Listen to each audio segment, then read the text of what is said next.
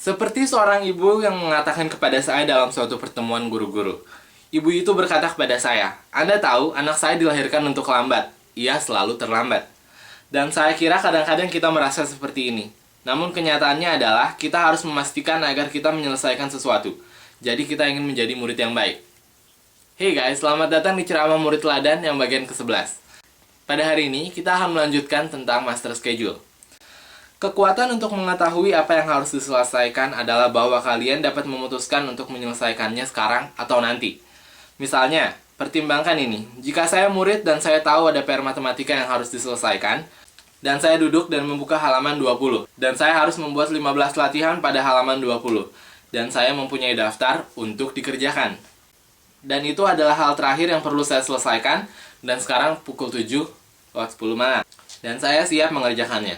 Ketika di depan pintu, ada 3 teman saya dan mereka berkata, "Ayolah, kita pergi melihat bioskop jam 7:30. Mau tidak?" Benar. Saya harus memutuskan apakah saya akan duduk dan mengerjakan PR saya, atau apakah saya akan terus pergi dengan mereka ke bioskop. Nah, saya dapat mengajukan pertanyaan dengan beban penting. Apa yang akan dilakukan murid yang pandai? Itu benar, jawabannya adalah salah satu. Karena murid yang pandai yang mempunyai jadwal induk tahu apa yang harus diselesaikan. Mereka telah mencatatnya. Mereka dapat pergi ke bioskop dan menikmati bioskop. Nah, beberapa murid tetap juga pergi ke bioskop. Tetapi mereka terus mengatakan, "Aduh, gimana ya? Aduh, gimana? Aku seharusnya mengerjakan PR-ku, dan aku belum mengerjakannya. Apa yang akan aku?" Murid yang pandai tidak perlu khawatir tentang hal itu. Mereka telah membuat keputusan dengan sadar. Karena mereka memegang kendali. Mereka mempunyai jadwal induk yang memberitahu mereka, "Lihat, ini harus selesai besok, telan saja." Mereka juga tahu mereka ingin bersenang-senang dengan teman mereka. Jadi mereka memutuskan, "Saya akan pergi bioskop," yang berarti saya tidak menyelesaikan PR malam ini. Tapi saya tahu ada 15 soal, saya akan mengerjakan soal-soal itu sekitar 30 menit. Saya akan bangun besok pagi pada jam 5:30, bukan jam 6. Kalian lihat, saya akan bangun 30 menit lebih awal. Saya akan mengerjakan PR saya. Sederhana. Ini memungkinkan mereka untuk pergi ke bioskop, menikmati bioskop, pulang ke rumah, tidur. Bangun pagi jam 5:30 pada waktu yang telah ditentukan pada alarm mereka. Inilah yang dilakukan murid yang pandai. Jika kalian telah mempunyai jadwal induk, kalian tahu pasti kapan kalian dapat menyelesaikan tugas kalian. Salah satu hal yang menarik adalah, seringkali ada mahasiswa perguruan tinggi yang telah menguasai jadwal induk dan mereka akan pulang ke rumah untuk hari ucapan syukur dan mereka tidak membawa PR. Dan orang tua mereka mengira mereka tentunya bukan mahasiswa yang baik. Namun yang sebenarnya adalah, apa yang mereka kerjakan? Mereka telah menyelesaikan semua PR sebelum mereka pulang untuk hari ucapan syukur. Sehingga mereka dapat bersantai dan menikmati liburan. Ini adalah saran yang baik. Jadwal induk kelihatannya menghabiskan waktu. Namun sebenarnya akhirnya itu menghemat waktu kalian. Pertimbangkan hal itu. Kalian tidak membuang banyak energi pikiran. Dan ini adalah apa yang dilakukan banyak murid yang pandai.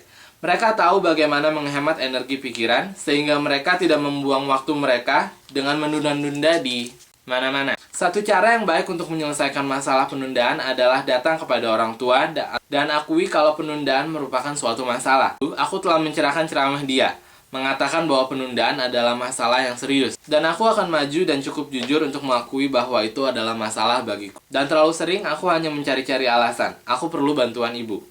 Kita sering menggunakan ungkapan itu jika kita murid yang pandai, "Saya memerlukan bantuanmu." Selama minggu berikutnya, aku akan mencoba memegang jadwal induk dan aku ingin ibu mengingatkan aku mengenai hal itu sekali-sekali. Meskipun aku mungkin akan berteriak pada ibu untuk membiarkan aku sendiri.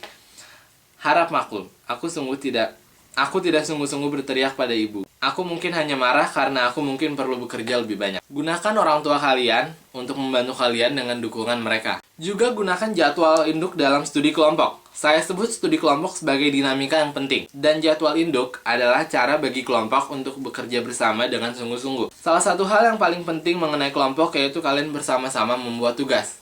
Jika orang datang, kita ingin setiap orang dalam kelompok mempunyai suatu pemikiran mengenai apa yang akan dicakup. Jadwal induk jelas memungkinkan hal itu terjadi. Pertemuan kalian akan berjalan lebih efisien. Kalian akan menyelesaikan jauh lebih banyak tugas dan mempertimbangkan hal itu. Itu akan memberikan kalian lebih banyak waktu untuk bersosialisasi. Itulah mengapa kita pertama-tama menikmati kerja kelompok. Apa yang kalian pikirkan tentang tadi malam? Hal seperti itu. Sekarang beberapa penggunaan terperinci dari jadwal induk sebagai kesimpulan. Pertama-tama, kita akan mengembangkan jadwal membaca yang akan membantu kita membaca.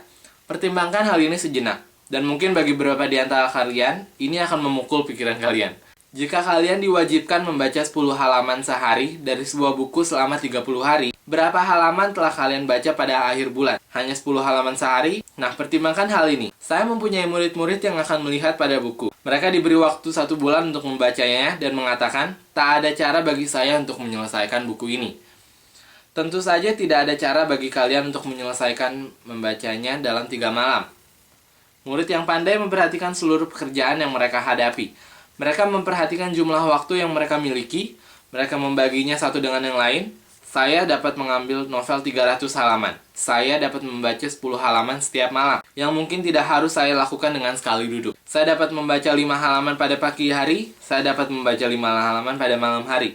Dan saya dapat melakukannya dalam bagian-bagian kecil. Jurnal belajar memungkinkan saya melakukan ini. Karena saya dapat selalu kembali dan membaca catatan jurnal belajar saya untuk memastikan saya tidak melupakan setiap bagian yang telah saya baca. Dan dengan demikian, pada akhir bulan saya telah membaca buku saya tanpa rasa frustasi yang besar kalau saya tidak dapat menyelesaikan tepat pada waktunya dan lain-lain. Kita juga akan mempertimbangkan proyek-proyek tulisan dan tuntutan yang dibebankan pada kita melalui proyek-proyek tulisan. Seluruh proses penulisan menuntut agar kalian tahu kapan proyek harus selesai supaya kalian dapat merencanakannya dengan baik.